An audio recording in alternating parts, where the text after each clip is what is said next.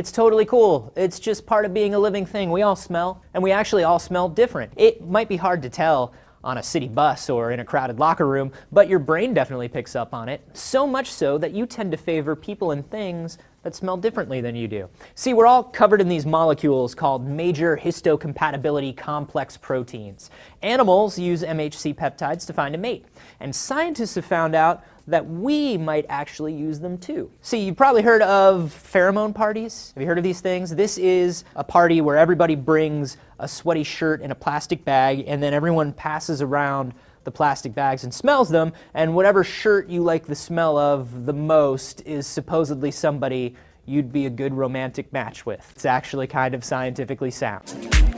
The idea is that people sleep in a t-shirt for 3 days to get their pheromones all kind of embedded into the t-shirt, and then they put them in plastic bags, and these are kind of numbered, and then people hold up the plastic bags with the numbers that they like the smell of and have a photo taken, and this is then projected on the big screen. And the idea is that then when you see someone holding up your bag with your number, you can go and talk to them.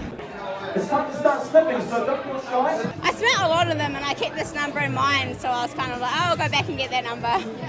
One of the people I was standing in queue for the line for has had 3 women pick up his bag already, and he said he had a 4th come along just before. And I chose this one because I think it smells like honey and vanilla, which is a pretty attractive smell in my book.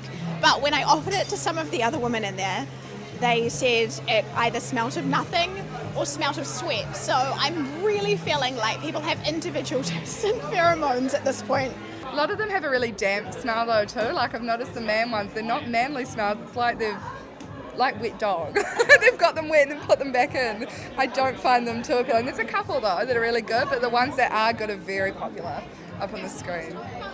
Yeah, there's a lot of straight away no, put that one back on the table. Whereas when you take the ones that smell nice, you sort of take a smell and you go, it smells pretty good, but I'm not so sure about that. And then you sort of compare it with a couple of the others and go, yeah, that actually does smell quite good. So these are pictures of girls holding my bag because they like my scent. Yeah, so we've already talked, and I think they want to meet up, but yeah, let's see what happens. Are you looking for that perfect guy? Well, you might just have to follow your nose. It turns out that a study by Brown University showed conclusively that smell is the most important feature for determining whether a woman will be sexually interested in a guy.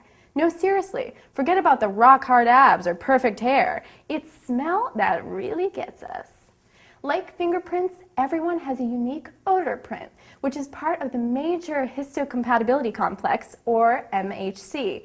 Women prefer men with different MHCs, claiming at almost 100% that those that had a similar odor print reminded them of their brother or father.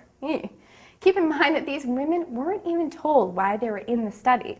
So instead of looking for a suitable man, perhaps you should be smelling for one. You just can't mess with science because, awesome pun alert, science knows best. Get it?